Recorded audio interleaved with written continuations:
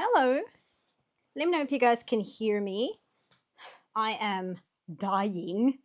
It is so hot. It is so hot. It's not even that it's like actually hot. It is just exceptionally humid. So I'm dying, but I hope you guys are doing okay. Yeah, the song. Oh, let me say hi to everybody. Somebody asked what the song is. I believe it's called Just Hold On, but I just know it as Erica, which is in brackets. So if you Google retro new wave and then Erica, it should give you what the song is. But hey, everybody, Merry Christmas. That's already over, or Happy Hanukkah, which is, I think it started on the 26th. So it should, yeah, it's still Hanukkah. And happy anything and everything else. I checked. I don't think there's any other holidays at the moment. Hello to Andrea and Monster, Slurpee and Dr. Fate and Arad and Daboy. No, I don't want to fiddle with the settings. And 80-year-old man and Aaron Bing. Hey everybody, how's it going? Come to America, it's cool over there. No, it's it sounds like it might be a little too cool there at the moment. Let me just see, because this is my Christmas setup. I don't use this one very often. Screen capture. Is this on? This off. My laptop is also trying to die as usual. There we go. I think it might just be overheating slightly, because as I said, it is so obscenely hot. So I think my laptop is just kind of struggling because it's melting just like the rest of us. Hey Jim and HJ Fires. Hold on, I need to hiccup. Give me a sec. Just need to mute the mic. Okay, I'm good. I'm alive. So hey, how is everyone? See, did I miss anybody? How was my Christmas? It was pretty good. Like I said, I'm mostly just dying from heat. But other than that, it's been going well. Also, hold on. I don't think it'll show for you guys, but my flux is determined to turn my screen yellow. Here we go, working late. Oh no, that's gonna be far from equator. I think it's the best one. There we go. Okay, all set up. Of course, I do like most of these things while the stream is running instead of before the stream, but hey, what are we gonna do, right?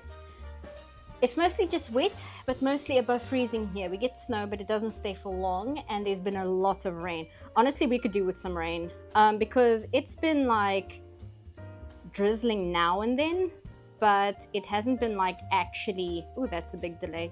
It hasn't been like actually pouring. You know, I checked all my tech stuff before I came live, and then of course the second I go live, everything starts lagging and stuff. I've decided that's just going to be my way of life, that we're just gonna have to make peace with that, because it seems as if I always have tech issues literally when I start streaming. Like everything is perfectly fine, and then the second, it's not even when I hit start stream, right? Because then I could just blame the fact that my laptop can't keep up with trying to stream. But it'll be like 5 minutes before I stream and nothing will have changed. It's like it just reads the vibes and it's like, oh, you want to stream, do you? And then things just go badly. So what is CPAP going to draw today? I don't know. What are you guys thinking? There's not too many people in chat as usual. Well, I mean, there's people here, but not as many as usual. But I think it's because it's the holidays, right? So, draw George Washington. No.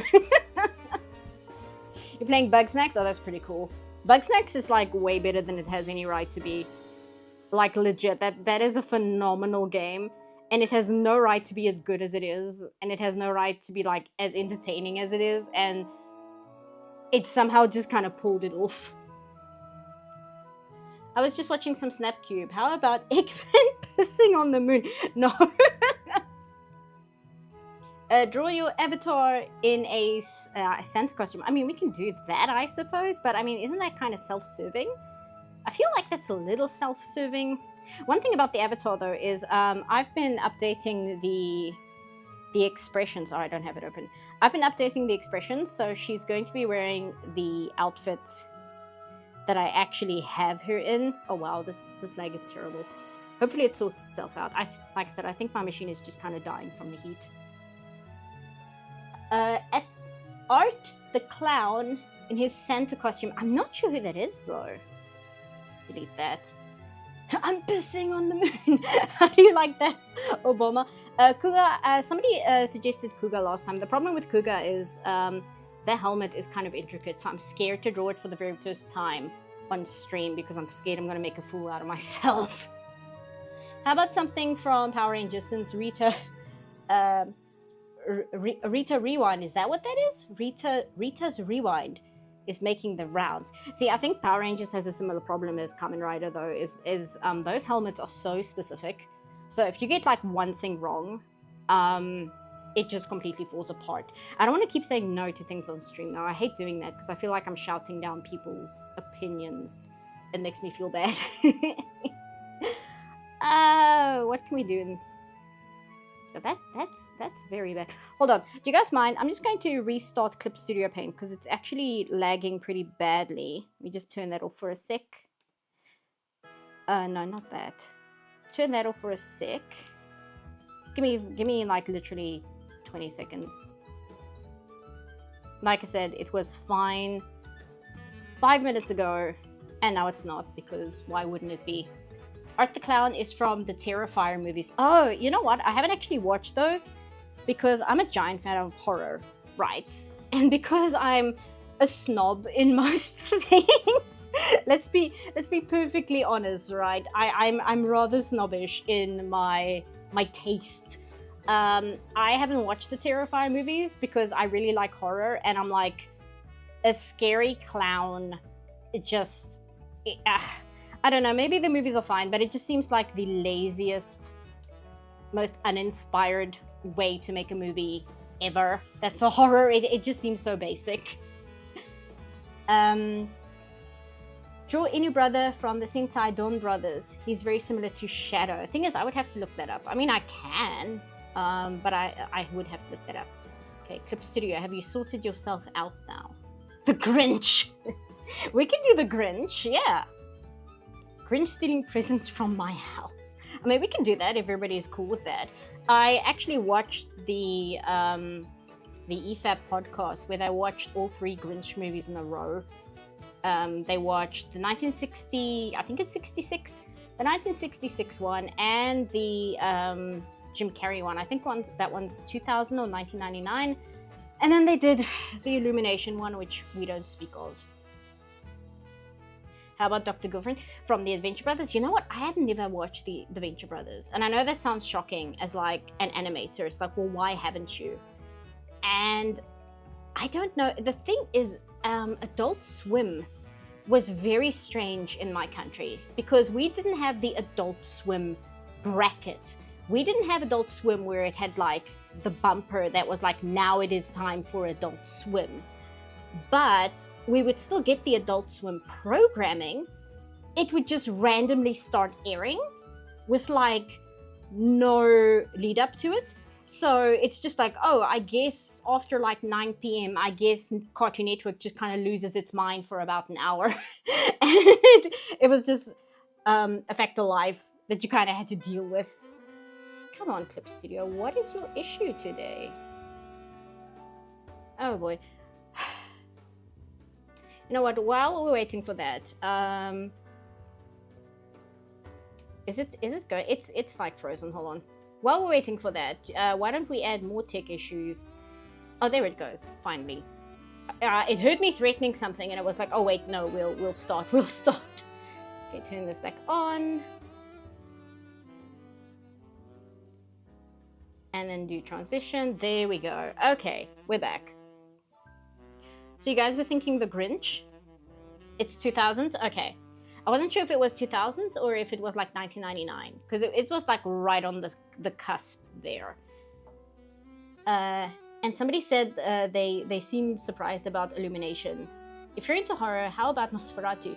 So the recent remake is incredible. I want to see the remake. See, is that better? That's so much better. Okay. There we go. Delay gone. You guys want to do the Grinch? Because we can do that. I'm actually okay. I'm pretty cool with the Grinch. Because we can do like the house, just like a cartoony house, right?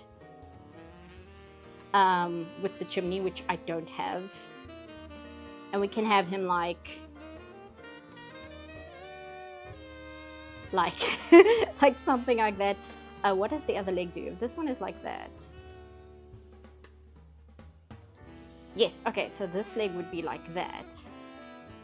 And this arm would be like that. No. The arm, okay, well, the bag's here. And there's the knot. No, the knot should be here, because then he's like this. There we go. Okay, yeah, that's how it goes. We can do like that. Which version? I think the 60s version, because doing the 2000s version would be pretty difficult just because it's so detailed. And I find that drawing things in live action back into like a 2D format is a little tricky, because things can look like really, really gross if you don't do it properly. So I think we would go with the 60s one, because again, I refuse to acknowledge that the Illumination one exists, quite frankly. It is such a travesty of a movie in almost every single way. Like I said, I was watching EFAP watch all three of them back to back. And the Illumination one, like one thing that they clocked into immediately is the fact that, no, not Phil. The one thing they clocked in immediately is the fact that the Illumination one, he has like a perfect white tooth smile. And like one of the lines in the song is, "You've got termites in your smile." Like it's such a basic Grinch thing, where the fact that they got that wrong is just insane. Like, you couldn't get the most barest basics of the story down whatsoever, right? And the other thing that they got wrong, just in general, where it's like you completely missed the point, besides everything else that they completely missed the point with, is... I'm gonna have to grab some reference. Not... yeah, I know. Poor connection. Yes, I know. You know what, let me close this.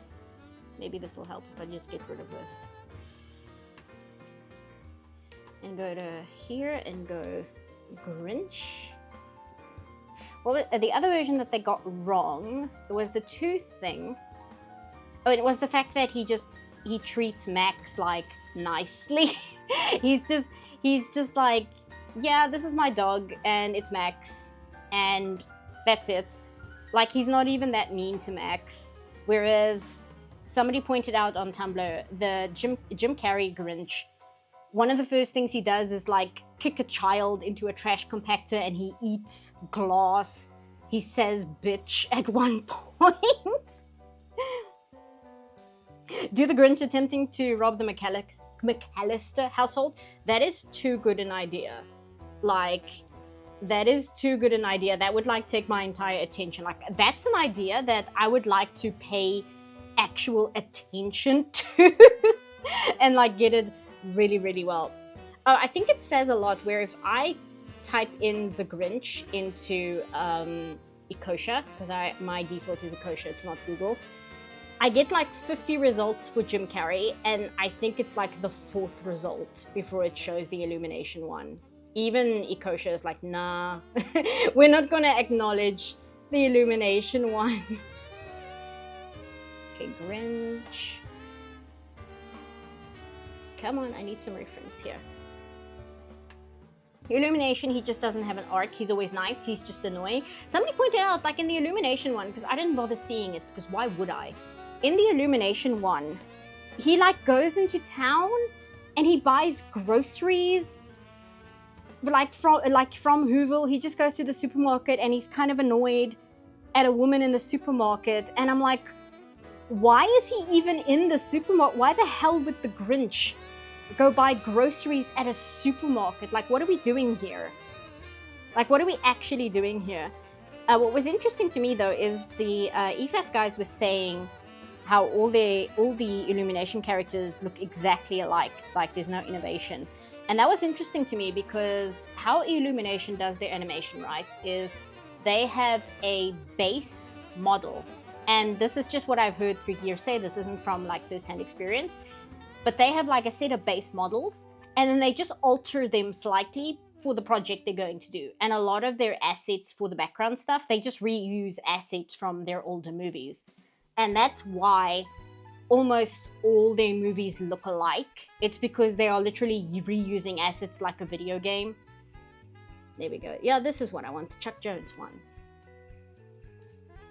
I don't care about EFAP, but I'm slightly curious which version did they think was worse. Oh, the Illumination one, like without any discussion or debate, because they kind of felt about it the same way I do, where I think it was Mauler who said he hates movies like this because movies like this make him cynical about movies.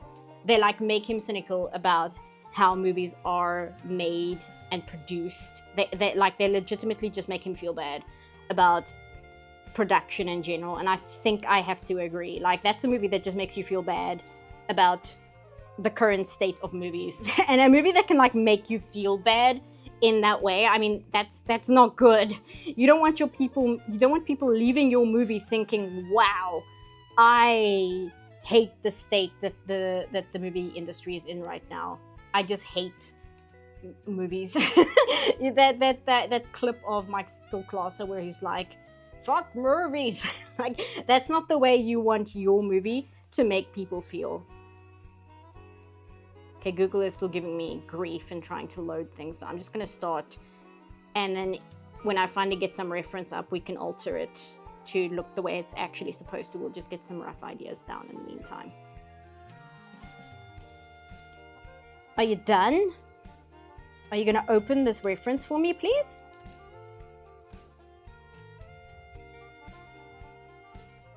Close that as well, because it's still giving me grief. Good Lord. Okay, whatever I do, don't open the video editor, because I think my laptop will just outright explode if I try and open a video editor right now. I could sound a bit like a Grinch myself, but I can't think of any Illumination movie that was really good. I enjoyed the first Despicable Me before the memes happened, and their Mario movie. But I don't think I've ever seen anything that's blown me out of the water the way something like Pixar has. I remember I saw the first Despicable Me movie when it came out. Like, I went to go watch that in theaters. And I remember thinking to myself, wow, this is a very good outing for a first-time studio. Like, if this is their first movie for a first-time studio, it would be good to see how they mature and what kind of better films they make in time. Little knowing that the first Despicable Me is going to be like one of their best movies, and it's all just downhill from there. I still need to see the Mario movie. I hear that one is a little better. The problem in terms of like praising that movie though is not even that they had source material to work with, but that's a movie they actually put effort into. They couldn't just reuse assets. So that's a movie they actually had to do like a unique lighting system for, a unique character models for. Like, they couldn't just copy things as they had been up until then. So it's like, well, yeah, of course that movie is going to look a little better than their previous outings. They actually bothered to put effort into it. And yet at the same time, as Da Boy says, I went to go see The Wild Robot in theaters. And The Wild Robot is exceptionally good, as to be expected from Chris Sanders, right? But I can't remember the last time an animated movie that I went to go watch in theaters, like, actually made me give a crap to that degree, right? Come on, are you gonna load this or not? Finally, jeez.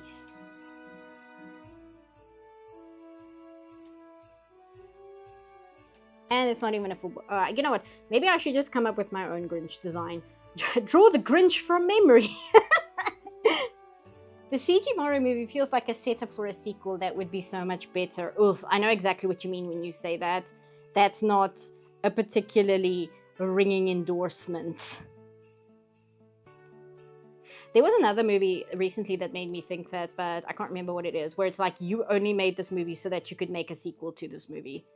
And that's not a good sign, like, at all. Because it's essentially like, well, why didn't you make that movie? You were given a chance to make a movie, and you decided not to make the movie that you actually wanted to make. What's that about, right? And I think that's also like, isn't like High Guardian Spice kind of like that as well, if you think about it? Because you get the impression that Rodriguez, I can't believe I'm still talking about High Guardian Spice after all these years, but you get the impression that Ray Rodriguez wanted to do this like epic story, or he thinks he does. What he thinks he does, he wanted this epic story for his OCs to be in, but he didn't write it. What he wrote was a bunch of nonsense where it's like, oh, you won't believe all the awesomeness my OCs are going to get into when we actually get the story started. And I'm like, but why didn't you start the story now?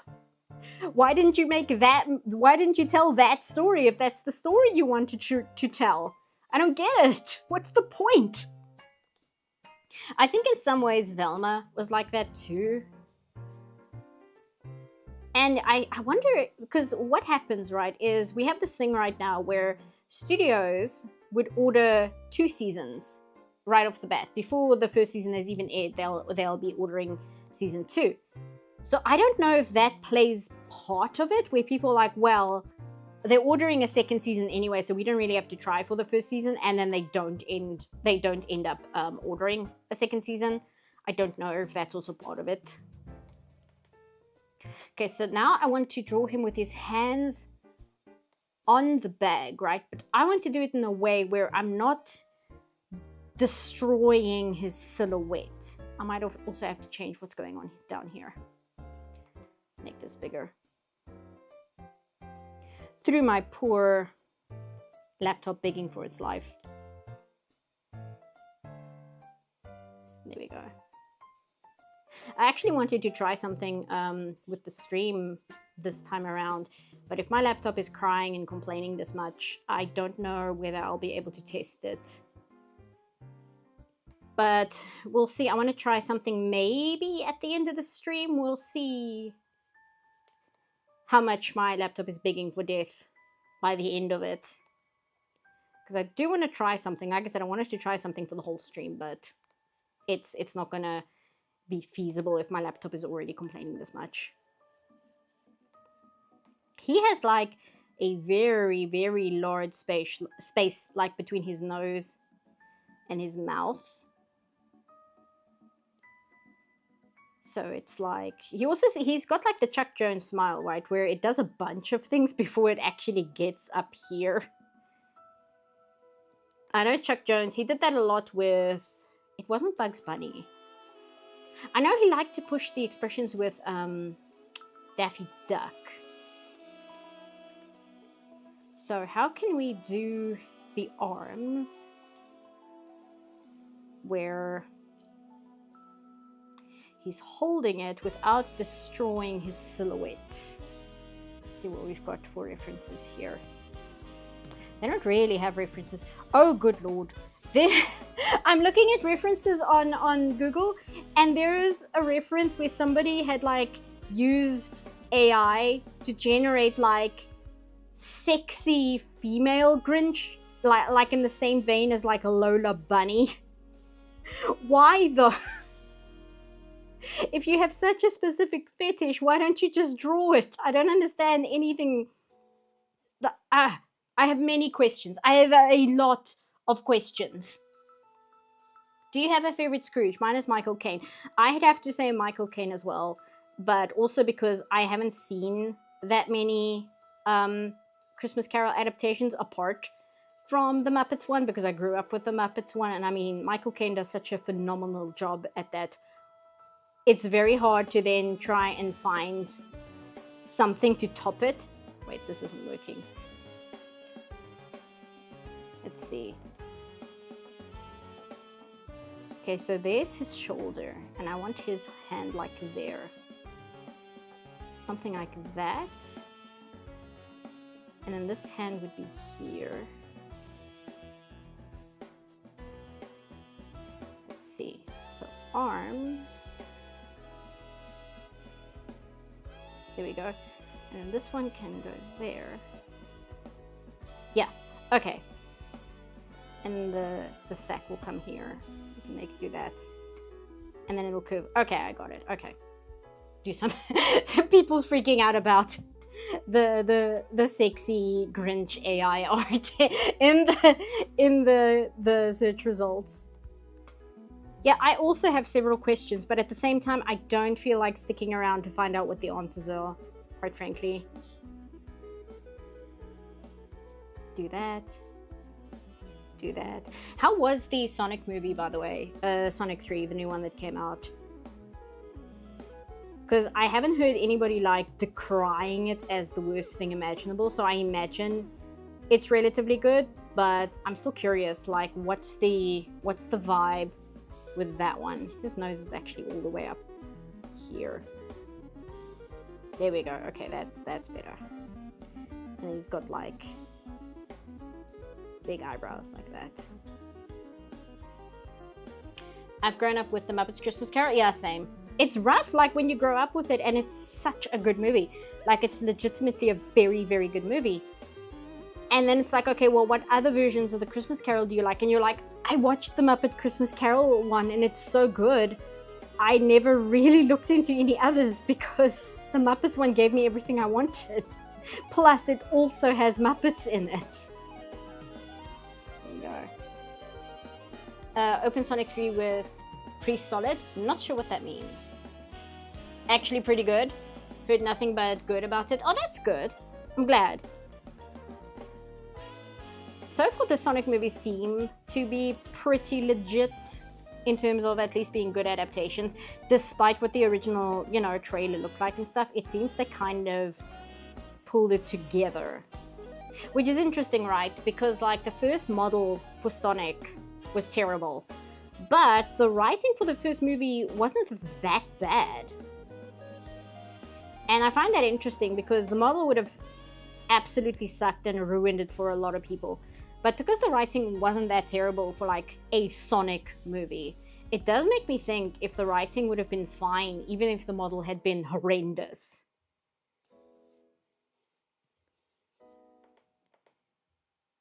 Now that eye is a little high. Also, I might be a little lower energy today just because I am melting. I am really, really dying here, so it's like self-preservation, not to just completely keel over. Just imagine Sonic Adventure 2 in movie form. See, the problem with that is I never played the Sonic Adventure movies. I tried playing one when I was already an adult, and I think I mentioned this before on stream. All I really ended up doing was playing the Knights Casino level over and over again, and I couldn't really get into the game itself, especially because the dubbing is so bad. The dubbing is legit some of the worst dubbing I've heard in, like, ever. And I get it. I get that it's, like, 90s dubbing a Japanese property into English. And yet, even by those standards, the dubbing is really bad.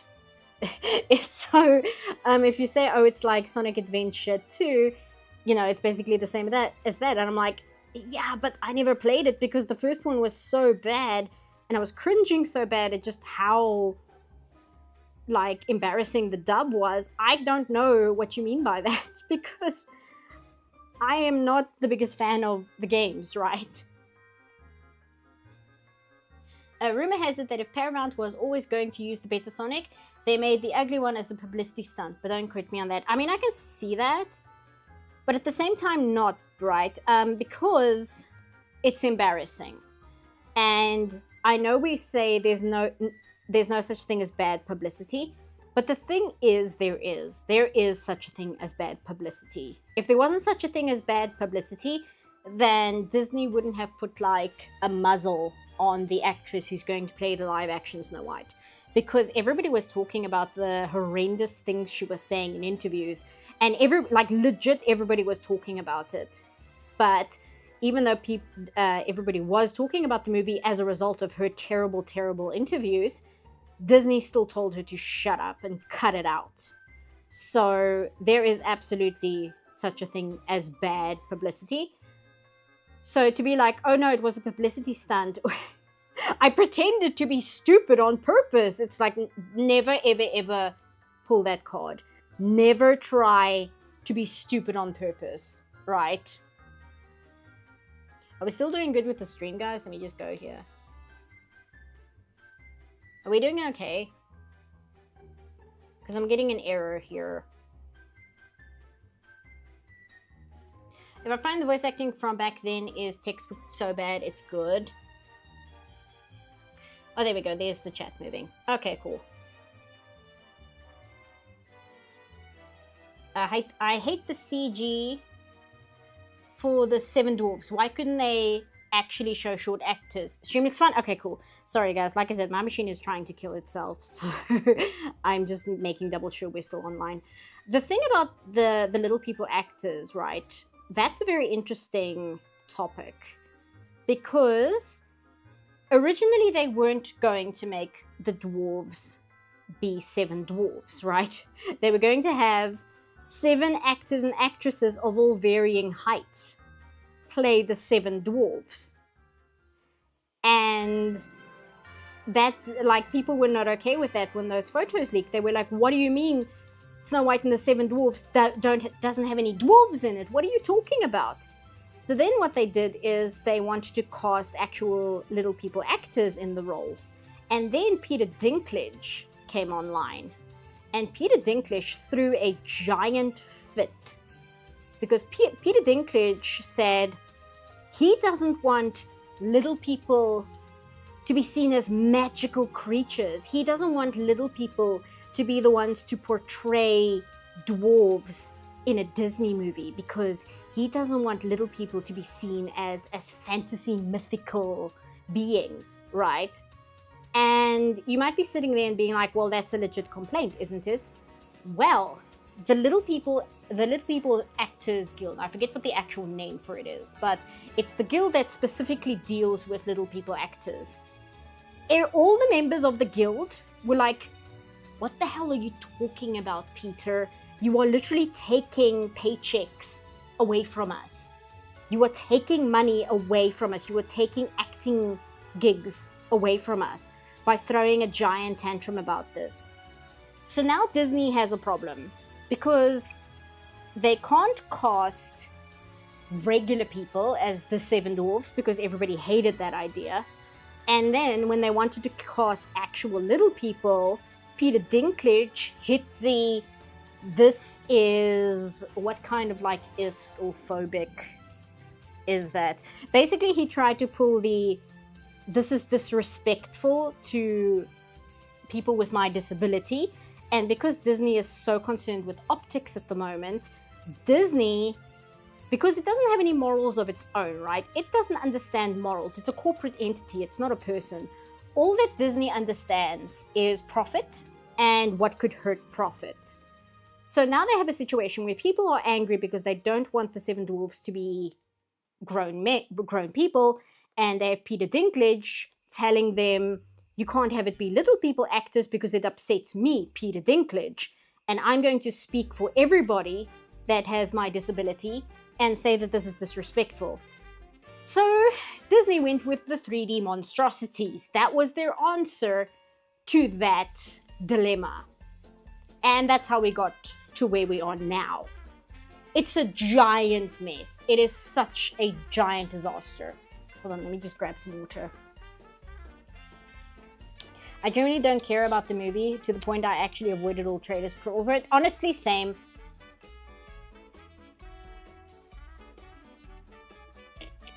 I think I only heard about that through videos where they were discussing other things.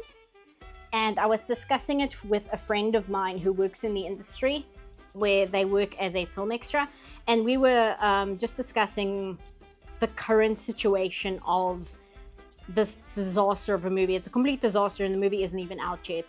I think I was talking to them because I was trying to figure out whether Disney releasing the film in March is a sign that they don't have confidence in the film. If they had released it in February or January, it would instantly be a sign that Disney has no faith in this movie. They don't expect this movie to do well. They don't expect this movie to bring them any profit. They're basically just releasing it as a dud. But March is an interesting window for movie releases because it's considered a dud month, but at the same time, it means that the movie comes out before July and it misses competition. Like, it dodges a lot of the competing blockbuster movies that come out in July. So them releasing Snow White in March, it is a bit suspicious in terms of like, why did you do this? But it's not a direct admittance of Disney that they know that they don't have a good film on their hands. So it's interesting. It's an interesting like analysis as to why this movie is the way it is. Okay, so he's got like his hat. His hat is never straight though, it seems. His hat's kind of not great. It's at an angle like this. Also, I know my proportions aren't the best in this drawing. It's just I'm trying to do what doesn't destroy my laptop. All of these movies turn a huge profit just because they're Disney. But who really likes them? You say that, but a good number of the live action remakes have not pulled a profit. I don't think Pinocchio pulled a profit, although Disney has been clamping down on what the actual numbers are for streaming. So we don't know what the numbers are for Pinocchio, but the fact that Disney has not said what the numbers are for Pinocchio is probably not a good sign. Because at the moment they're crowing on Twitter that the Mufasa movie is doing well, but the Mufasa movie was not #1 at the box office in the US. It was Sonic. And the only reason Mufasa is beating Sonic in the international box office is because Sonic is not out in a lot of international studios yet. And that's like the only reason that Mufasa is beating it in the international market at the moment. So Disney is very happy to crow about how good Mufasa is doing, but then like it doesn't want to talk about how well Pinocchio did. And that kind of is indicative in of itself, isn't it? They don't pull a profit, the production cost is too high. Yeah.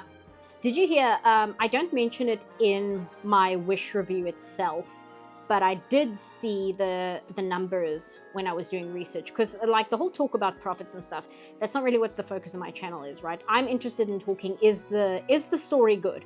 Are the characters written well? And is the story a well-written story, regardless of how complex it is? Is it a well-executed story? And is it a quote-unquote good movie? I suppose that's a very ambiguous way to put it, but that's what my focus is. I'm not really interested in the business side of things in terms of, okay, well, what did it do for Disney in terms of the future of the production? And what did it do in terms of how people are arguing about it on Twitter? And what did the voice actress have to say? Like, I don't actually care that much about all of that stuff.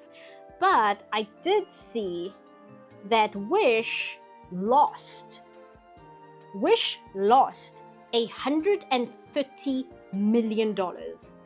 That's not how much it cost them. That is not how much it made. That is the amount of money that was a written loss on that film. That is insane. Do you know how many Godzilla's -1s could be made with the money that Wish lost? Let alone what Wish cost to make. Just the money that Wish lost. You could make... Oh, I'm terrible with maths. At least... What is it, like 10? You could make 10 Godzilla -1s with the money that Wish lost at the box office. And this is internationally. This isn't even like just the US. This is in general. That's the amount of money that this film lost. That's insane. That is an obscene amount of money. And then again, I don't mention this in the video either, but then the lady, I forget her name, who was like in charge of Wish, she's been demoted. She's still at Disney, but she has been kicked off being in like a director, executive producer position. and she's like been put back into like a position of being a director only. Like she was in a really, really high paying position, really, really high up the ladder. Won't somebody think of the kaiju? How many kilograms of carbon dioxide could be removed from the atmosphere with that money? People keep bringing up the Sonic movies, keep beating whatever releases on the same day, but I think it's mostly because the other movies just aren't much competition. I mean, that's true, but that's not the Sonic movies' problem, is it? That just goes to show how embarrassing its competition is. Because think about what you're saying. You are saying that Disney, which is over 100 years old as a studio that was built on the back of animation, isn't a worthy competition against a Sonic movie. Not even just a Sonic movie, the third Sonic movie, Sonic number 3. That is embarrassing. That is highly embarrassing. I'm trying to find the screenshot I took of the news article announcing that the lady who was like in an executive position for Wish got kicked. Where is it? I'm also, as far as the Magnifico video goes, I'm about 20 minutes into an hour video, which is good time. I would have probably finished it sooner. Here it is. I would have finished it sooner, but I had to take like forced time off over the holidays because I could feel myself burning out. Because I just finished 2 studio jobs back to back. And one of the jobs ran long and one of the jobs started early. So for like a week, I was working 2 jobs, like animation jobs at the same time, which wasn't a lot of fun. So, and then once I got both of those finished, I jumped immediately onto doing the Magnifico video. So I just had to take some time off. I'm going to start back on it after New Year's. But that's where we are on that. It's actually coming along quite well. Here we go. What does it say? Once it loads. Then I can tell you what the actual headline is. Even more embarrassing when you remember Sonic had a cameo in a Disney movie. Oh yeah, he was like there for Wreck-It Ralph. And not just as like a background gag. He like greets Wreck-It Ralph as he walks past. Okay, the screenshot is taking forever. Okay, so the Grinch, he doesn't really have folds and things. Like, I don't have to go too crazy with clothing. No, not that. Canvas move, not whatever you were trying to do. Oh, and his cuffs aren't all the way up to his wrists. They're actually down here. Happy time zone. Oh, happy time zone. We are drawing the Grinch, Doc the 10th. Because, once again, my laptop is trying to die in this heat. And I didn't want to sit here and just say no to everybody's suggestions. But, as usual, I don't come on stream with any kind of plan as to what I want to draw. Because I'm usually like, oh no, chat will figure it out. We'll think of something. And then I sit here and just say no to a bunch of things for like 5 minutes. And then I get anxious and I'm like, oh, we gotta start drawing. I can't just sit here forever.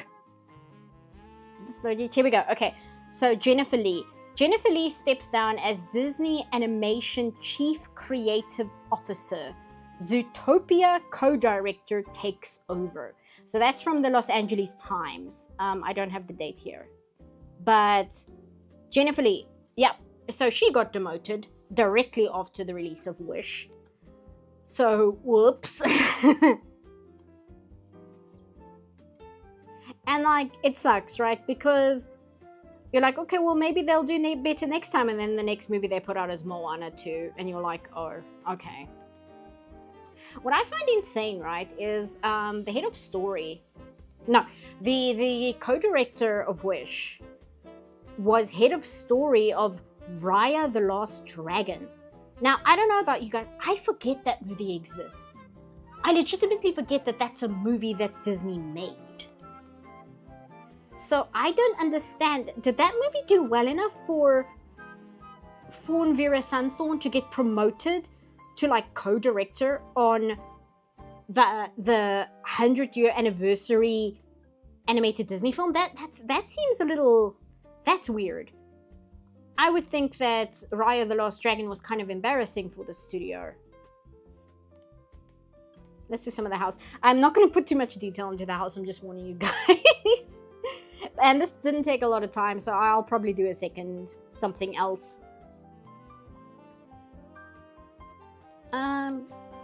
Actually, let me do it with freehand, because I think it'll look more charming if I do it without doing a bunch of straight lines with a ruler. I watched Raya and I barely remember it. Yeah, like, from everything I heard, because again, I didn't bother watching it because why would I? And from everything I heard is, it's not that it was like a train wreck or anything. It was just so blah. It was such a nothing movie. And the most I heard was people complaining that it obviously wanted to be Avatar: The Last Airbender, but at the same time, right? I feel that people who really liked Avatar tend to be very quick in being like, oh, you're trying to copy Avatar: The Last Airbender. You know what it is? It's that meme where it's like, guy who's only seen Avatar: The Last Airbender. I'm getting a lot of Avatar: The Last Airbender vibes from this. Like, it kind of strikes me as being that in many respects. But yeah, I just heard it was really nothing. The designs weren't interesting. Everybody kept calling the dragon Elsa. What is the dragon's name? Does she even have a name? No, she must have a name. What am I talking about? It's also a bad title, right? Because if you're a child and you're going to see the movie Raya, is it Raya the Last Dragon or Raya and the Last Dragon? See, it's just bad. It's just it's not well constructed. I keep forgetting about most Disney releases now, really. Yeah, all of Disney's output just blends together in a slurry. Yeah. And that's, I kind of mentioned that in the video where I say that, say what you want about DreamWorks. DreamWorks, at the very least, is willing to take chances on things.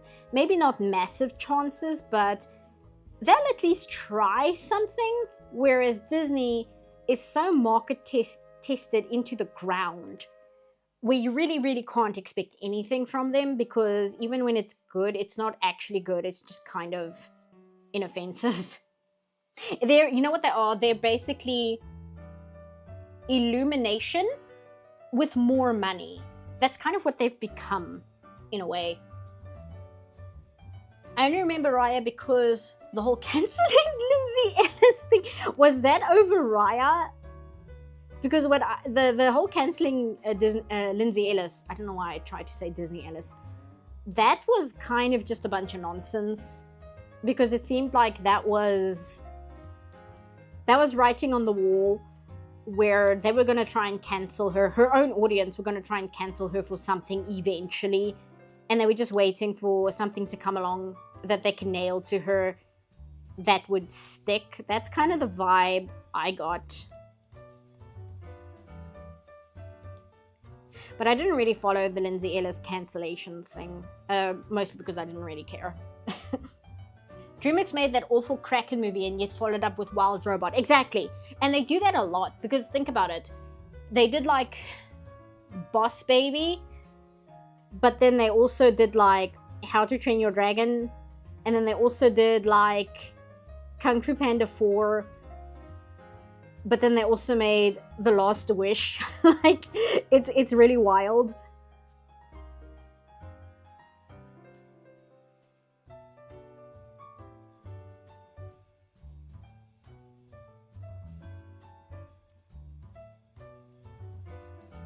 There we go. Oh, wait. Do that, and we do.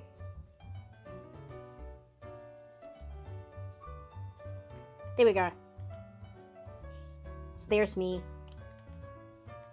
And there's the Grinch. Oh, I can probably move myself up a little bit. Wasn't it take just that it felt too much like Avatar? I don't know. I didn't actually watch her video. I tend to find Lindsay Ellis, I've mentioned this a few times, I tend to find her videos very hit and miss.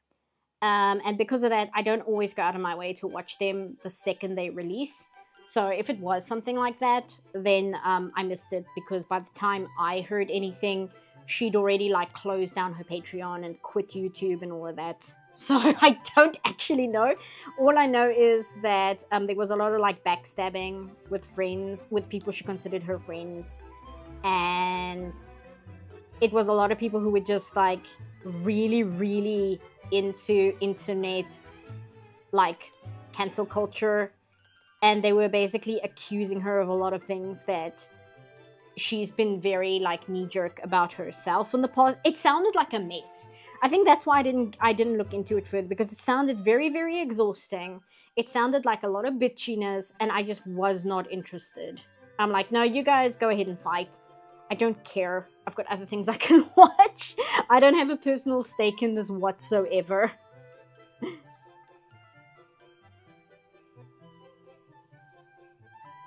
There we go.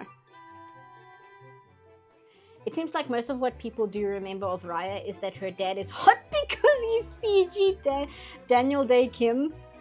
Okay. I mean, I believe you. That's very funny. Okay, I'm gonna have to move him down because now he's floating. Let's see if I can get to my keyboard here. There we go. Move him down. There we go. And we'll put like lights and things on the house. I'm doing like a very silly doodle here, quite frankly. She like nuked her Twitter and ran off for a while. Yeah, it was wild. Like I said, because it seemed way too much like high school for my liking. So I'm like, I genuinely don't care. I'm not gonna get into this fight because it sounds insufferable, and I've got other things to do. To put into perspective how hit and miss DreamWorks is, Shrek 2 and Shark's Tale came out within 5 months of each other. You know what? That's a very good way to put it. That's a very good way to put it. And it's weird, right? Because, well, is it really weird that DreamWorks would be the one to be far more willing to, it is kind of weird if you think about it, because you think the studio, with 100 years history behind it, would be far more confident in the product it sells than DreamWorks, which is this just little maverick studio in many ways. And yet, it's the studio that's been around for 100 years that's the one that seems like it doesn't have any confidence. Oh wait, he's got like very weird fingers. It's like, why is the studio that's been around for 100 years the one that doesn't have any confidence in its product whatsoever? It's so strange to me. It's strange to me in the way where you can explain the reasons to me and I can like understand them, but at the same time I'm like, no, but that doesn't make sense. So you have to give me a different reason, because the reason that actually is the reason doesn't make sense. Therefore there must be a different reason, a secret reason as to why it's like this. I'm going to the store tomorrow to buy Baldur's Gate 3. I repeat, my future addiction is in your hands. Okay, well, it was nice knowing you, because I'm never going to see you again. My friend, she just downloaded Baldur's Gate 3 yesterday, I think. And she's going to stream that soon. So that's going to be her life down the drain. But also, she streams after work and she lives in America. So her streams start at like 2 a.m. or something, 1 a.m. or 2 a.m. and she'll stream for like 4 to 5 hours. So my sleep schedule, which is already terrible, right? My sleep schedule suffers tremendously because I'm so addicted to seeing other people react to things I like for the first time. It's like my greatest joy in life is seeing other people enjoy things that I think are cool. So that's going to be a lot of fun for me, but also it's going to be pain. And I mean, I do it to myself, right? I could just go to sleep and watch the VOD the next day, but no, I refuse. I still say that Shark's Tale is a very so bad it's good movie, but I know that's an unpopular opinion. Shark's Tale is at least interesting in how bad it is.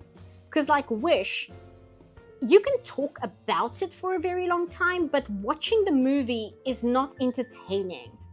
It's just kind of draining and it makes you tired to watch it just because it's such a nothing movie. It is the closest you can come to being an anti-movie. but not in the way that like Freddy Got Fingered is an anti-movie, because Freddy Got Fingered at least had a sort of mission statement. It had a purpose as to why it's like that. And there's a very long argument you can have for why Freddy Got Fingered is actually secretly good. That's like a legitimate debate you can have, like unironically. Whereas Wish, it just drains you of energy to watch it because it is such the opposite of what a movie is, that there's no enjoyment that can be had from it other than talking about how did this movie get to be what it is, right? But like Shark's Tale is terrible, but you can watch Shark's Tale and just boggle at how insane it is that this is a movie that exists. Like, that is at least ridiculous in how bad it is. Like, it's at least funny. And it's not that it's really like a Neil Breen movie or anything, but there is something to it where there's just a level of insanity. Hey, Sanzo. There's just a level of insanity to Shark's Tale that makes it worth acknowledging, even though it is an absolute garbage movie. It is so bad. But I think Shark's Tale is something that does well to watch with other people. Like, I don't think, unless you're a masochist like me, I don't think Shark's Tale is something you can sit down and get enjoyment out of if you want to have fun with it. Just putting it on and watching it by yourself in a quiet room. Like, I don't think that's the right atmosphere to enjoy Shark's Tale. Shark's Tale is something that you like put in a Discord watch along and you just watch with your friends and slowly lose your minds at it. Like, that is the ideal setting for Shark's Tale, because that's something you can do. Whereas like Wish, you can't do that. You can't watch Wish with a bunch of your friends in Discord and get enjoyment out of. All you can really do is like something that the movie thinks is banally funny will happen, and you'll have somebody be like, and that's like the most you can hope for with that film. The entire concept of movies that are so bad it's good, or in general just bad, is actually a topic that fascinates me. I guess that's partly why I made a YouTube channel. But even before YouTube, I have a very big fascination with terrible movies, I guess. I've got like literal books on the subject, like books on the subject of terrible movies. Like, that is the focus of the books. It's not a book about movies in general. These are books about movies specifically that are bad. And it's a fascinating history to me. When I would see Jerry Beck now and again. Oh, hey, Indigo, thanks for the super chat. I'll answer your question in a second. When I met up with Jerry Beck once or twice, Jerry Beck does a show at Comic-Con called The Worst Cartoons Ever Made Ever. And he said that a big reason for doing that is because we have a tendency to only document... You have received a new message. Thank you, Avina. We have a tendency to document only good things. We tend to only really focus on what are good things that have been made, what are contributed to society, and then we forget about bad things that were made. And then a decade or so later, we have this misconceived, is that the word? This like skewed perspective about the past, where we're like, oh, everything that was made in the past was so much better than what's being made today. And it's because we don't bother to document or remember all the terrible things that were made. And so I think like just bad movies and bad content is very fascinating to me in that respect as well, because it's almost like maverick history in a way. That's the second time I've used the word maverick in this stream. I've never said that word before in my life. Anyway, Indigo, thoughts on gyaru fashion? Gyaru fashion is really interesting. It's something where I can't tell whether I like or dislike it visually, just because I find the entire concept of it so interesting. Because if you don't know, gyaru fashion is a fashion from the early 2000s from Japan, where the girls would tan their skin very dark, and they would bleach their hair blonde, and they would wear like white lipstick, and they would wear the loose socks, and they'd have like 1,000 accessories on their flip phones, and they were very loud, and they were considered super annoying. Now, the thing about gyaru fashion is it was a deliberate rebellion against Japanese beauty standards. Like, whatever the Japanese beauty standard is, they did the opposite of that. They gave themselves super dark tan skin because in Japan, you know, considered being pale and having a milky complexion, that's what's considered beautiful. And like bright red lips and jet black hair, like all of the Japanese beauty standards. So the gyaru fashion is literally, yeah, we're going to do all of that, but we're going to do the opposite because we're not interested in adhering to like Japanese beauty standards. Like, that's why gyaru exists. And that is such an absolute, like, ballsy based move. I can't have an opinion about what it actually looks like because the reasoning behind it is so good. Ganguro, yeah, same thing. Gyaru and Ganguro are very, very, very similar. I think Gyaru is like the toned down version of Ganguro, but it's very similar. Oh, hey, thanks, Mr. Bender. Thanks for the membership. Hope you had a wonderful holiday season. Thank you. I did actually. Apart from the heat, it's been very good. And the thing is about the heat, right? Just to complain about it for a second. I live by the ocean.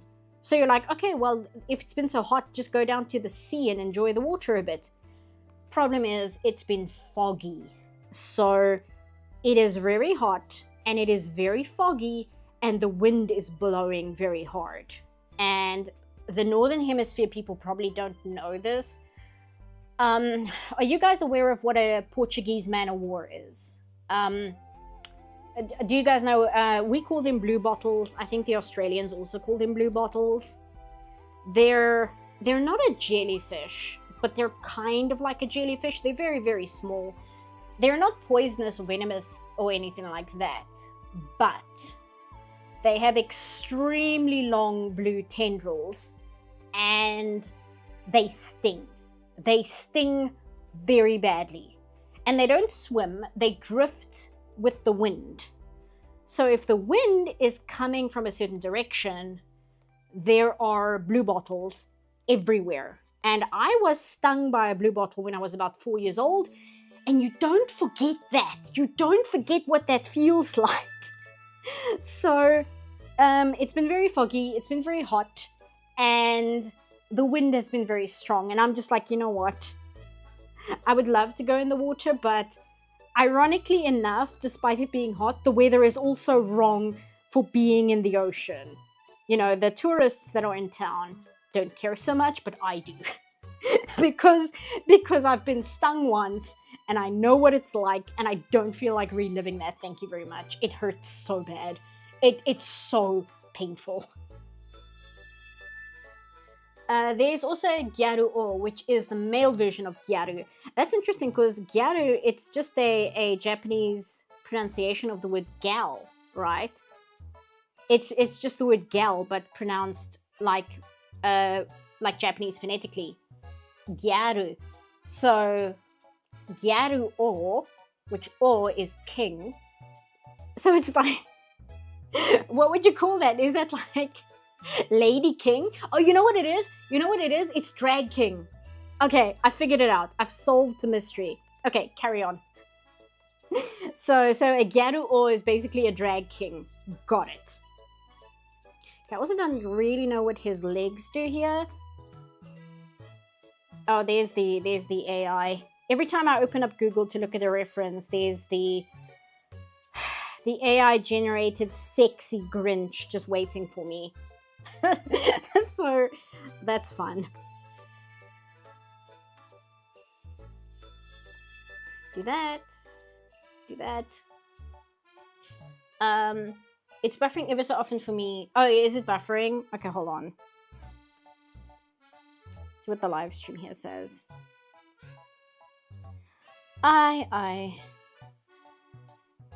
Let me know if it's doing okay, guys, because the buffering's on my side. It's not your fault.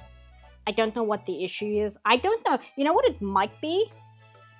I wonder if it's because there are a lot of tourists in town. And when I say a lot of tourists, I mean like 10,000 people come to town during the holiday season. Maybe it's a little bit more. I have to see afterwards what the numbers are. There's like 10,000 extra people in our town. And if you can imagine, if like 10,000 extra people brought their phones, it could be that they're completely eating up our bandwidth, like the town's bandwidth. The sexy AI Grinch is waiting for me. Oh no. The issue with dismissing the old good, new bad, because they also made trash in the past, is that among the trash, they also made great content. Like, yeah, in 1987, they made Jaws, The Revenge, the live-action movie of He-Man, Superman 4, and Million Dollar Mystery. But that year, they also made RoboCop, The Untouchables, Predator and Lethal Weapon, Evil Dead 2, etc. But what great movies, TV shows were made this year? Well, this year, The Wild Robot is very, very, very good. Wicked is really good. I was so happy with Wicked. I haven't seen that many movies though. What else came out this year? Because I think the other thing is, right, like we think about the movie like The Thing is always the classic go-to example. The Thing is considered like one of the greatest horror movies of all time, but it flopped at the box office. So how many of these things that we think of now as being the greatest thing ever that came out from this time period, which might not have been the phenomenon when it came out that it is now, right? Like that's also a reality one has to bear in mind. Wicked is good. Wicked is very good. Wicked is insanely good. It's so, so, so good. Highly recommend Wicked. Transformers 1, yeah, Transformers 1 is another one. Sonic 3. And those are just like the mainstream movies. Because a bunch of stuff...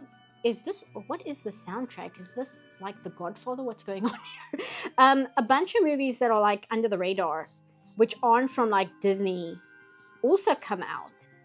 And we, or in this case, maybe just me, aren't as super aware of them because we're so focused on like the mainstream, because that's what gets marketed the most. That's what's most shoved in our faces. So there's also that. Is Wicked better than High Garden Spice? Yes! What a question. Have you seen Dun Dun Dun? I have not, but I'm very aware of it. It is on my list.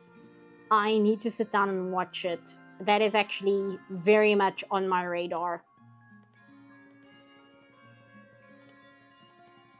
Do this. The thing came out after E.T. Something because the heart is in the way. Rewired everyone's brains to be pro-alien. So it has flat out bad luck. The thing is as well, right? Siskel and Ebert hated The Thing. And they said it was basically just a movie that teenagers dared each other to go see.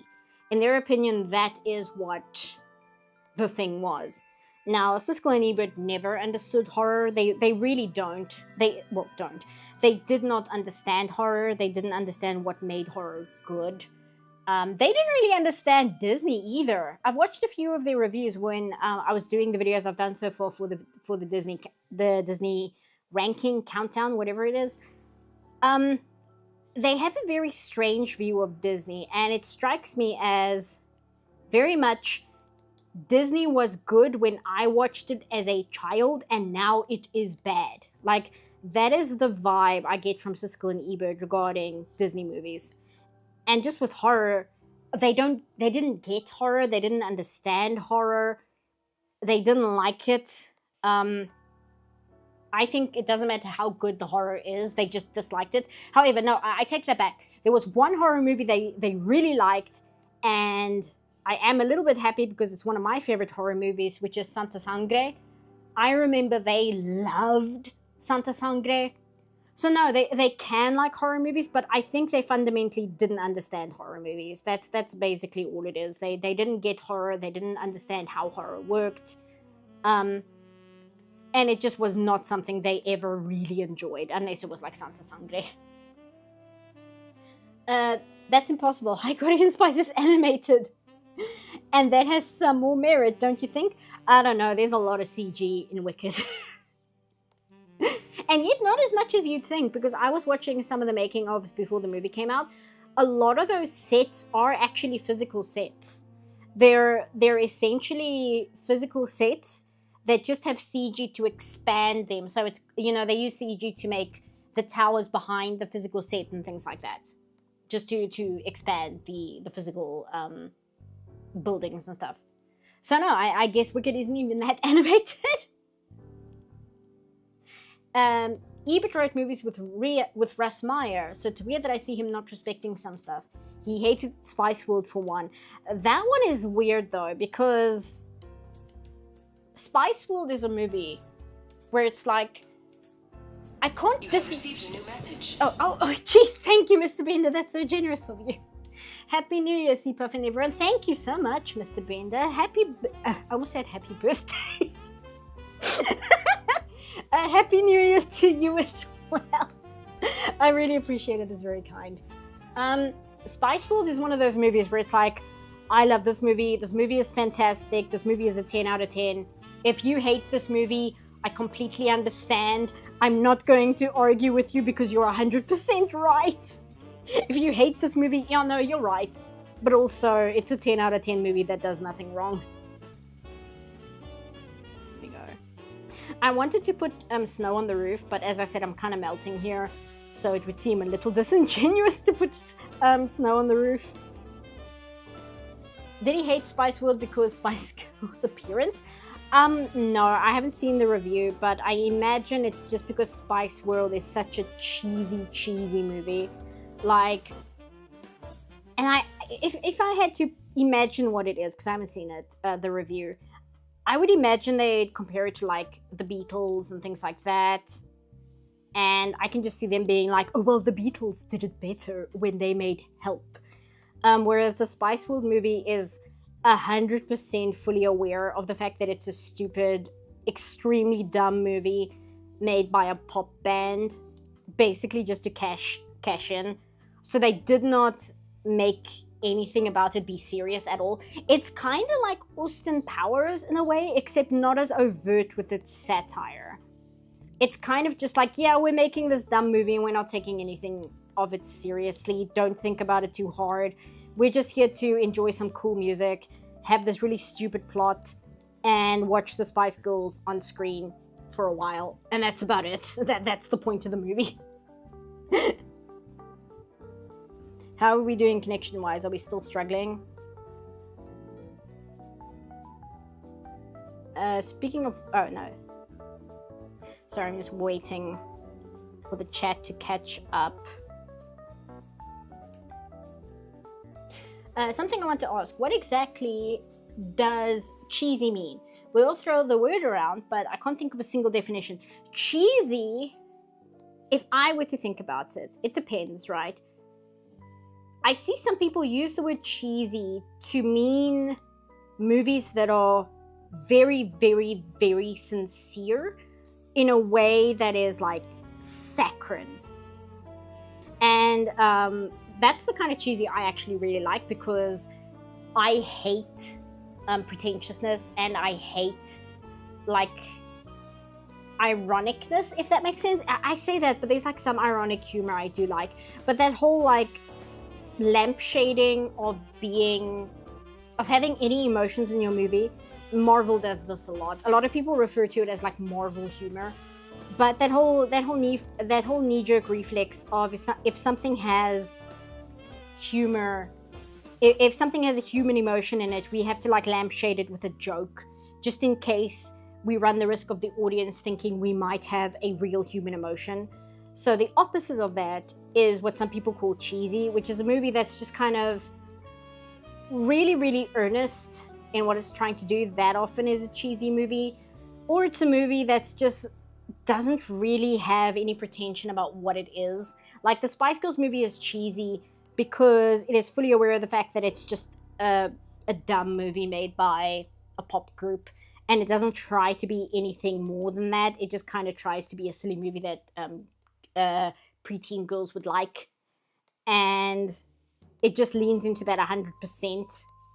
And I think that's also what people would consider cheesy. Oh, hey, Andrea. Thank you for the super chat.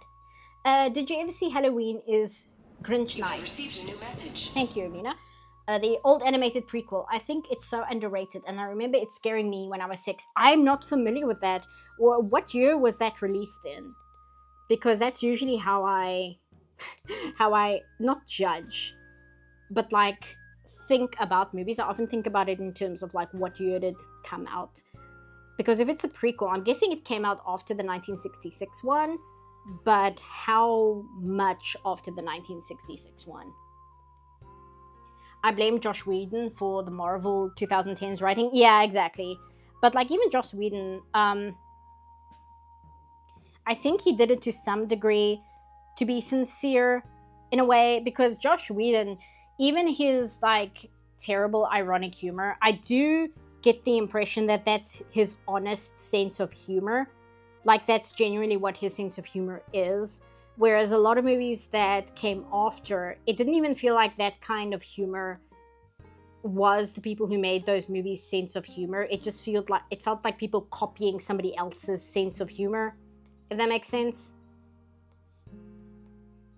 And I think that's why it gradually got worse, because it's not even that your ironicness is organic. It's irony that you're copying from someone else. And that just makes it kind of worse, doesn't it? It was the 70s? Ah, okay.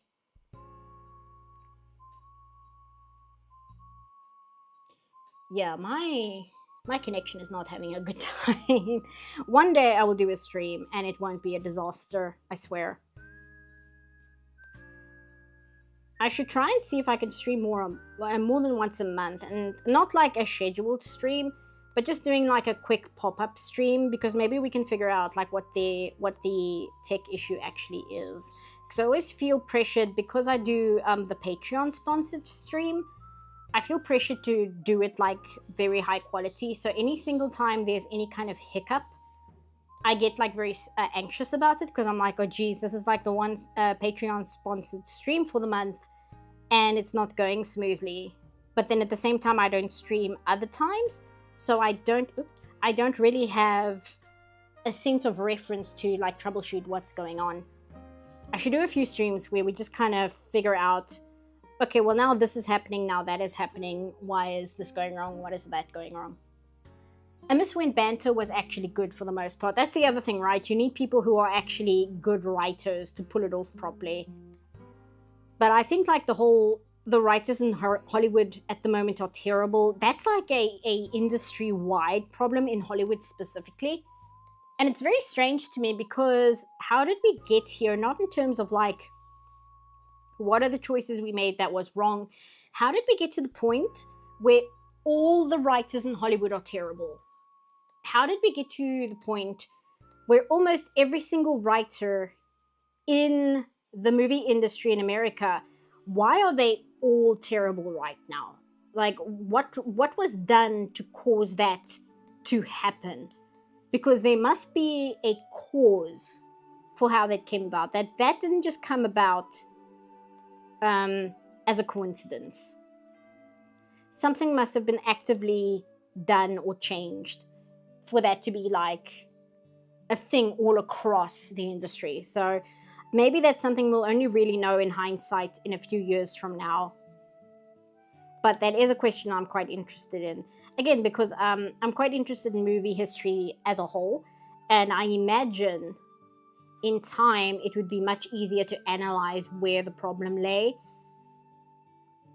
Because hindsight is always 2020, right?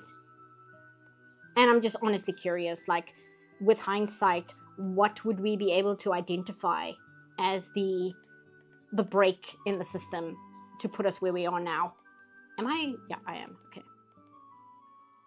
I think the reason the writers are bad is because of streaming and venture capital, just cranking out as much product as possible. I don't know, because we have had periods like that in the film industry before, and it did not really result in a overall problem as it has now. There were other problems, but they were different problems, right? Nepotism. Yeah, that's what I want to say that, but at the same time, I don't have any evidence for that being the case, and I don't want to just be like, oh well, it's obviously nepotism when I don't actually have any evidence for that to be the case. It does make me wonder what is going on, that people are being placed in stations above their skill level, because that doesn't just happen for no reason. There's like a specific reason why that happens. Oh, I also wanted to do this. Hold on. Irony feels genuinely like a poison at times. I genuinely get it genuinely gets on my nerves sometimes, not just in film, but even certain oh jeez, this heart. I know what YouTube tried to do with this heart, but it really blocks off chats and drives me crazy. But even certain YouTube, when I try to watch videos on certain topics by them. Okay, I understand what you're saying. Yeah.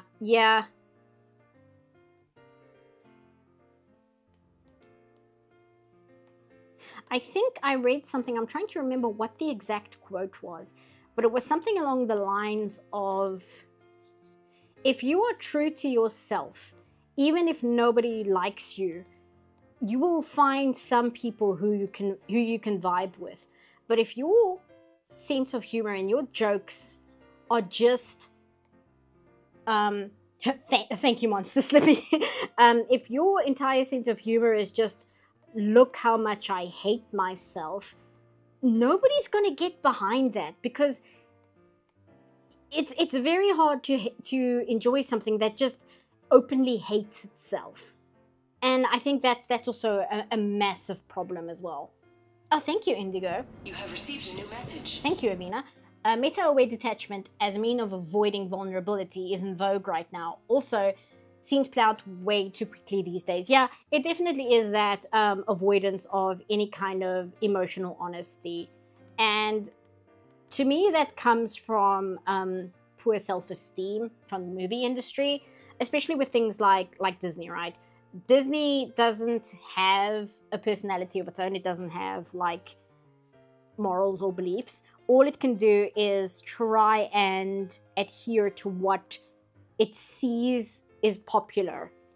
And if people are making fun of Disney movies for being Disney movies, then Disney goes, oh, I guess hating what Disney is what people want. And then it like copies that to be like, haha, see guys, I'm in on the joke. And it's just kind of cringe. It's very how do you do, fellow kids of it. There you go. This is a very eye-searing green, but that's kind of what his color is. He's very, very green. You should watch a video called Millennial Writing. I know that I did watch a video specifically on irony as a form of comedy. I remember it being very good. And it was, oh yes, I used a clip of it in my Velma series because the person made the video quite a while ago. And ironically, he would use clips from The Office to explain how the only way past irony is that to kind of accept that everything is awkward and weird. And Mindy Kaling had a role on The Office. And I just thought it was really funny to use clips from that video of Mindy Kaling in the Velma video where she was making the exact mistakes that people were praising The Office for not doing. Oh, don't even start talking about Marvel. I've said it 1,000 times, but the way they threw the story of Hank Pym and Janet Van Dyne out the window, their writers are cowards. Well, the thing is, right, according to Mauler, he did that video on Ant-Man. Which one is it? These titles of these movies, man. There's Multitude of Madness, and I forget which one that is. There's a Doctor Strange one and there's an Ant-Man one, and they both have titles that feel like they're generated. They feel like a Spotify wrapped AI generation. But the one that was made recently, Mauler says that the guy who wrote the script, they started shooting before the script was finished. So a lot of the final movie is the writer literally scrambling, trying to figure out what to do. Because they were already filming scenes and he needed to write the next part of the script. Quantumania, thank you. He needed to write the next part of the script because they were already filming and he was unclear of what to do next. That's also a big reason why a lot of that movie is like that. It's like how Sonic fans used to make fun of themselves and create the worst time in the fan base. Oh, I can believe that. But then that's interesting, right? Because I don't like the whole irony thing, but at the same time, I enjoy when something can slaughter a sacred cow to a degree, but it has to be good at it. I'm one of those people, I really enjoyed Lion King 1.5. I legitimately enjoy that film. I think it is really funny. And part of the reason why it's funny is because it kind of makes fun of the Lion King without insulting the Lion King. And that's an extremely difficult line to walk because nothing in Lion King 1.5 feels like it's actively trying to make you hate the Lion King. But at the same time, it is making fun of certain things in the Lion King without like diminishing it. It's very interesting, and I really like that movie because it's this little troll of a movie. And you were saying Sonic, it makes me think of the Sonic Dreams collection, which is very much a troll on the larger Sonic fan base for pushing some common tropes within the Sonic fan base to their most extreme. And as a result, I think Sonic Dreams collection is really funny. I think it's very clever and it's very well done. So, but at the same time, I wouldn't call Sonic Dreams collection, I wouldn't call that irony. I don't even know if parody is the right word for it. I'm not sure what you would call Sonic Dreams collection, quite frankly. But I feel like that's a very interesting way to handle not quite criticism, not quite satire, not quite parody, a secret third thing kind of thing. They didn't even finish the script. No, they did not. They didn't. And Mauler has said people have argued with him and be like, what proof do you have that they didn't finish the script? And he's like, in my video, there's a clip of the writer saying, oh yeah, that's a part of the movie because I didn't know what to do for that part of the script. So I just had to make something up. And he's saying that quote while there's filming going on behind him. These colors are very bright, but like I said, I recently watched the EFAP of them watching all of them, and they were watching like the HD remaster of the original 1966 Grinch Who Stole Christmas, and the colors really are super bright and saturated. Yeah, see, the chat's quite behind. I'm sorry if I'm quite behind, guys. Again, I don't really know what's wrong with my connection. I'm gonna blame the tourists just because it's the easiest thing to blame. Hi, CPUF. Hey, Dana. I've been sleeping all day. I have honey tea and grilled cheese. I hope you feel better. Also, I meant to mod you. Let's see if I can do that now quickly. No, I can't do it from here right now. I'll do it on the desktop in a bit. But I hope you feel better. I was talking about you earlier. Dana is my friend who recently bought Baldur's Gate 3. And I was saying how I'm about to lose all semblance of a normal sleep schedule because I'm going to watch you stream it. Oh, that's going to be the whole canvas. Hold on. Shield your eyes.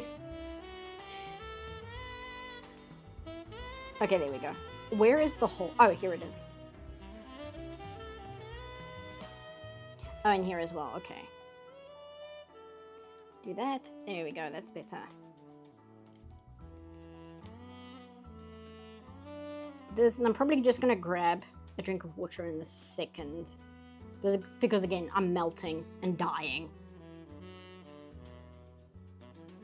because I've got a fan, right? That's the other thing. Are people aware of the fact that I don't know where everybody in chat is from, but here in my country we don't have inside temperature control at all. We are basically at the mercy of whatever the temperature is outdoors.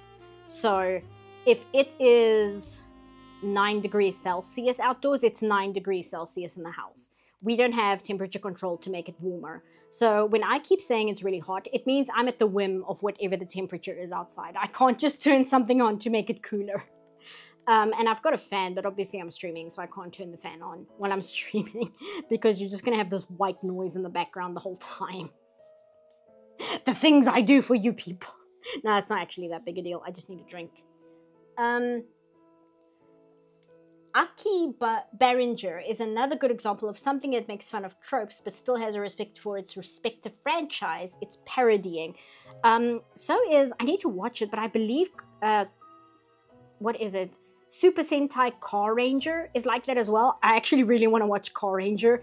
It's essentially a Power Rangers / Super Sentai series that makes fun of Super Sentai. Like, one of the members of the Rangers is literally a magical girl that comes from outer space because she read like a children's magazine about the Rangers, and she said, and I quote, "I like how silly and irresponsible you are. So because I am also silly and irresponsible, I wanted to join your team." We have wind chill and take effect snow and stuff. Okay. Yeah, no, we just deal with whatever is going on outside. We just cope with that basically. So let me grab a drink. Let me just finish this. I'm gonna grab a drink quickly. So I'll be back in a sec. Otherwise, I'm not going to survive. I can stare at the Grinch in the meantime. Give me a sec. Let me just mute my mic because I'm wearing a clip on. I'll be back in a sec. See you guys in a moment.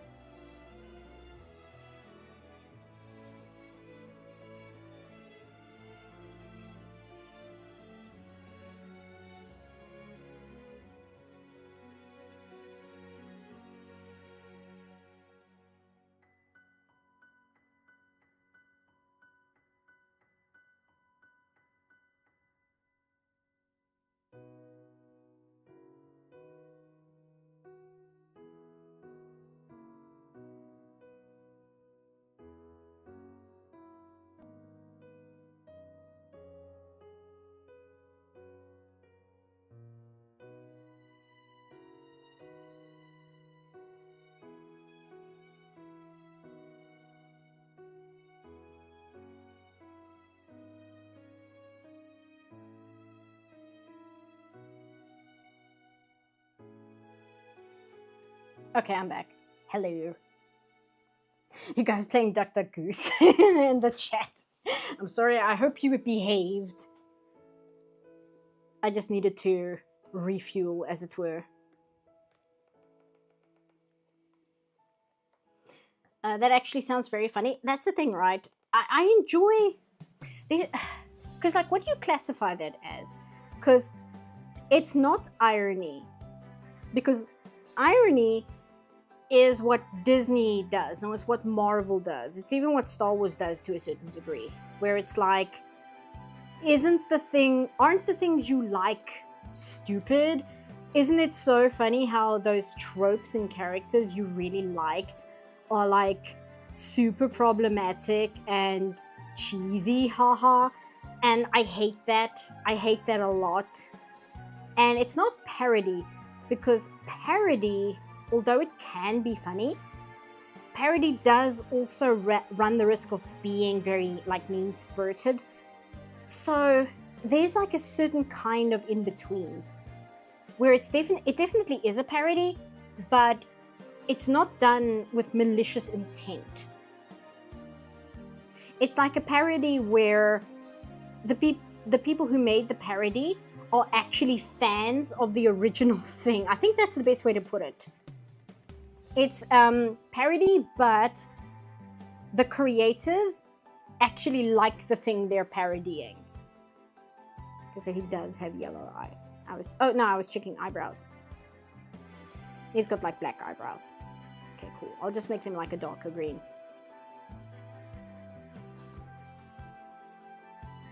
Because yeah, it's the mean-spiritedness that I really can't get behind. I find it extremely immature and juvenile.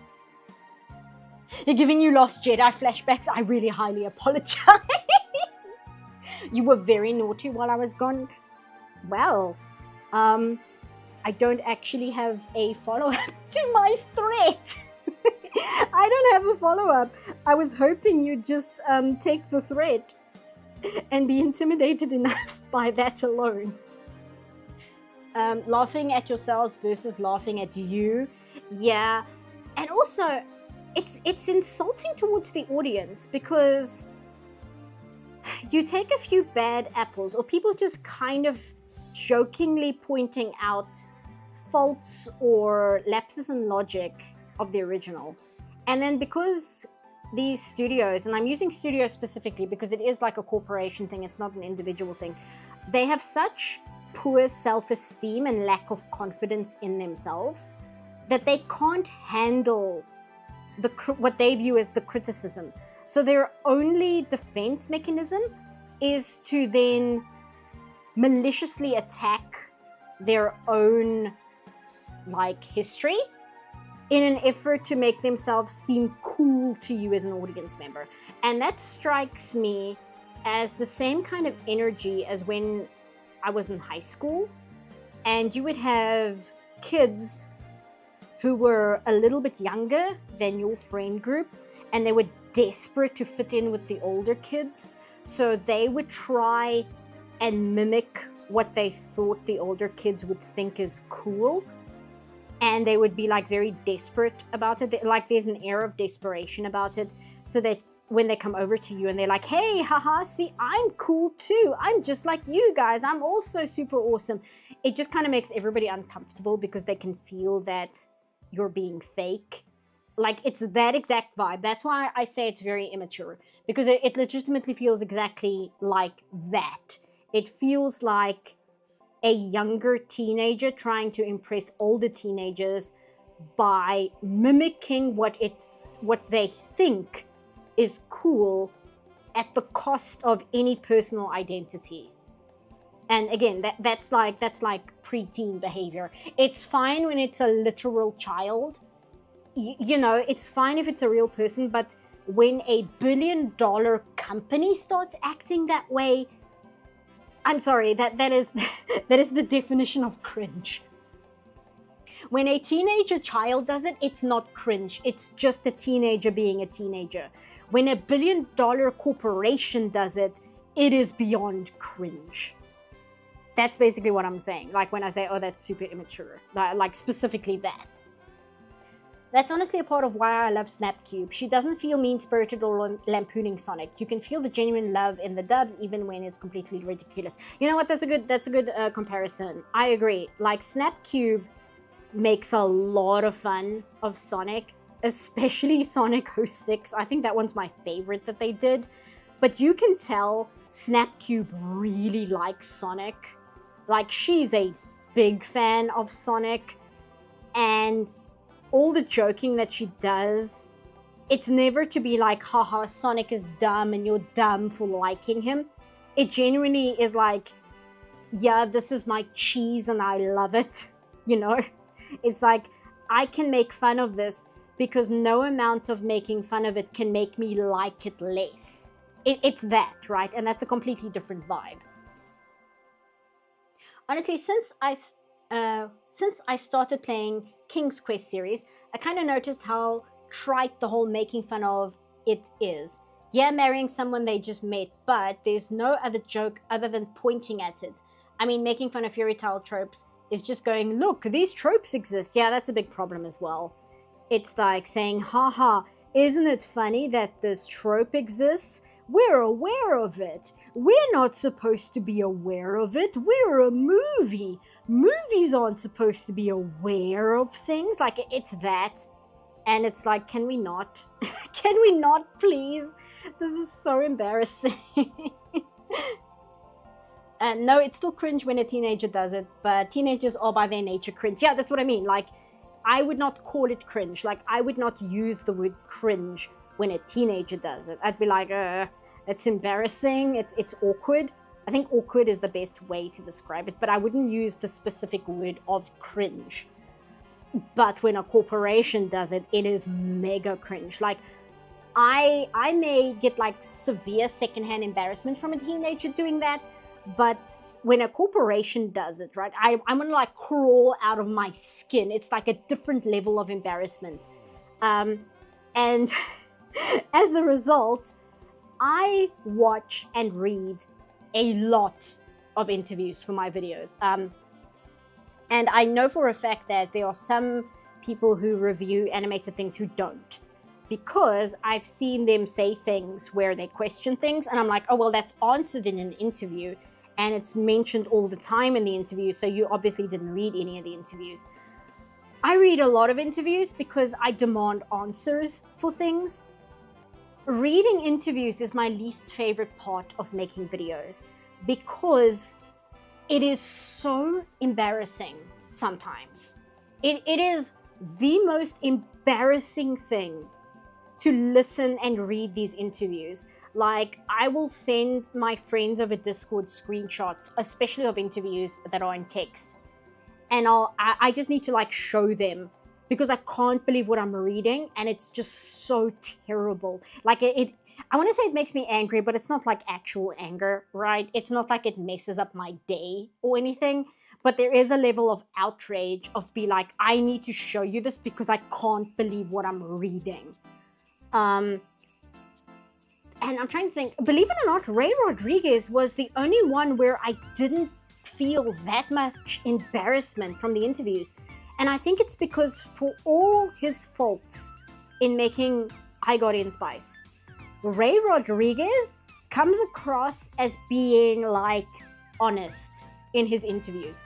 Like, even though the product itself is extremely amateur and it is like painfully unaware of itself, when Ray Rodriguez spoke about it in interviews, you can tell he's legit just being honest. He's not trying to pretend to be anything.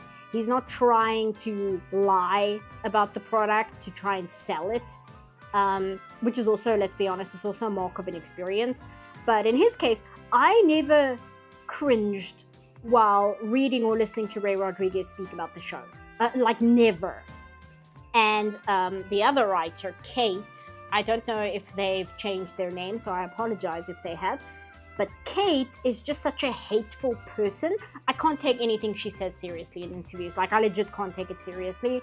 So, again, it doesn't make me cringe. It's just like, oh, all right, I guess that's an opinion you can have, right?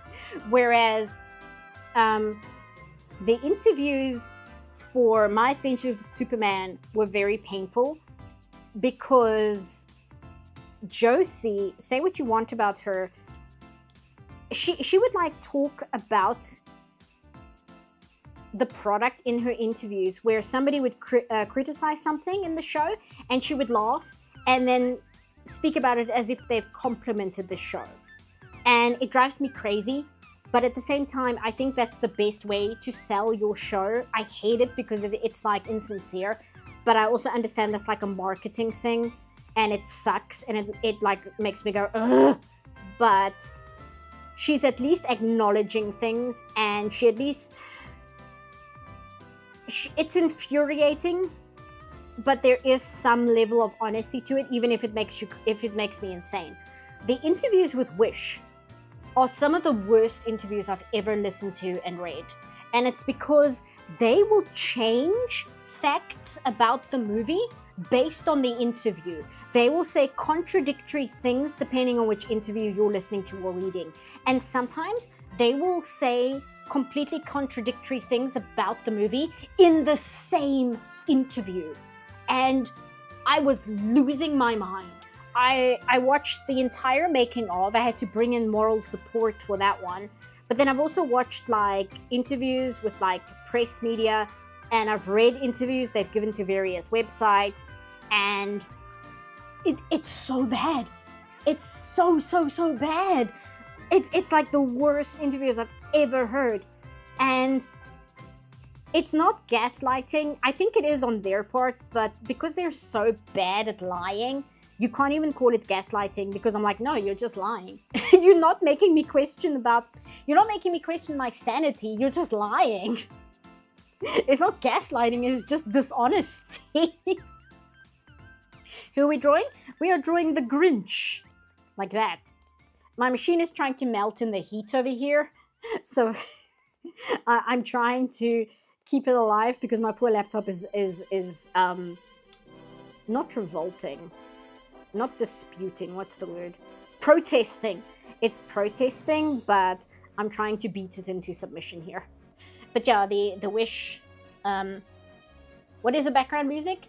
It is a collection somebody made. I linked it in the description.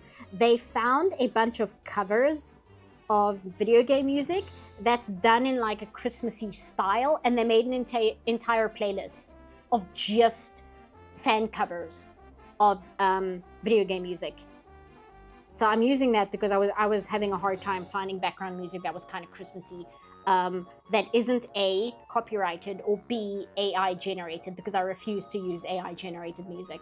If nobody bothered to make it, why would I bother listening to it, right? You talking about Ray Rodriguez got interrupted by a commercial that starts with science shows 10 out of 10 men have feelings. It's true. That's amazing. It's like one of the best things I've ever heard. You know what? I shouldn't say this on YouTube. Let me say this. I have premium. I have other things as well. I have premium to not see ads, and 99% of the time that's a good thing. But I do miss out on like gems like that. That's incredible. Josie gave me my favorite C-Puff reaction when I told C-Puff that Jimmy buys his way into Kara's heart in season 2. Oh, pain. Absolute pain. I find My Adventure with Superman insulting, just because I have an extreme bias against shows that lift wholeheartedly from anime, especially anime I like, but anime in general. And it's infuriating to see the creator of that show treat that like it's a positive, and I'm like, it's not though. It's like one of the worst things about your show.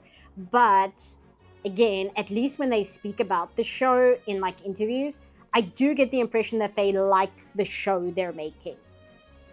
Whereas in interviews for Wish, I never get the impression that anyone actually likes the movie.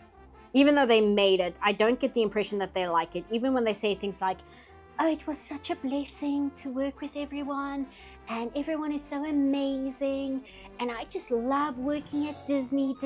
Working at Disney was always a dream of mine. Like, I don't feel like any of that is real.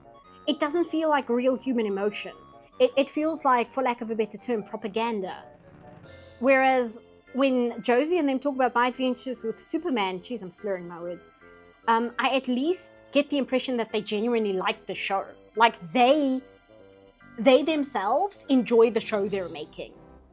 That's at least something. You know what? The more I review terrible TV shows, like, it's teaching me different ways in which something can be terrible. I will give it that. And I mean, I already knew there is an infinite ways that something can be terrible, but it's interesting to see it done in like, oh, this is gonna fill the canvas again. it's interesting to see that in like not manufactured, professionally constructed TV shows, because I'm used to seeing it in like movies, but specifically in like weird B movies or Neil Breen or strange trash that red letter media would find in a dumpster somewhere. I'm much more used to seeing that kind of thing in that setting than animation, which is by its very nature an extremely expensive medium.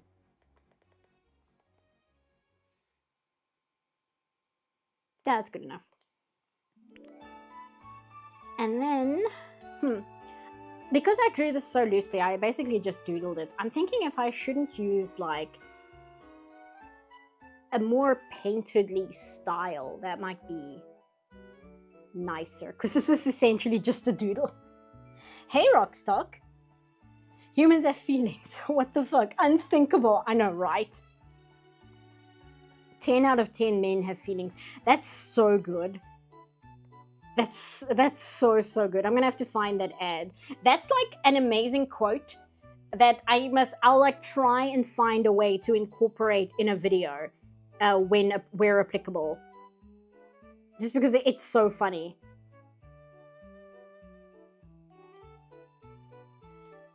Because the clip I used in the High Ghanaian Spice video, where they talk about don't hit a diamond with a hammer, it will break. You have received a new message. Oh, thank you, Avina. That's actually an ad I got on YouTube that I then added to the video just because I thought it was so funny.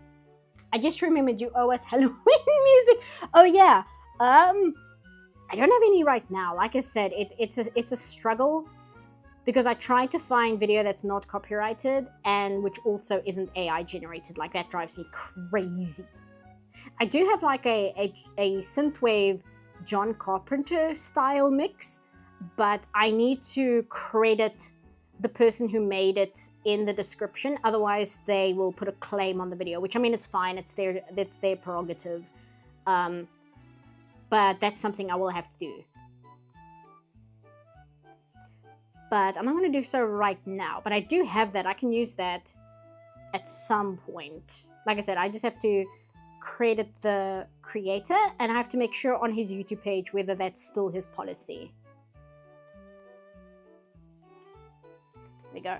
Because I believe this mix that we're using now, it's from OC Remix, and OC Remix openly says in their video descriptions that all their music is free to use in streams and videos and whatever. Like they just have like a blanket, yeah, you're free to use this, use whatever you want. So I don't mind just slapping their music onto it, but I do want to be careful of just like taking something. I mean, that's not fair, right? I have a feeling that most modern writers and corporations are overwhelmed by cynicism. They often purposefully want to harm either the franchise or the fans. There was an interesting theory that someone on EFAB had about that. Let me just sip this water.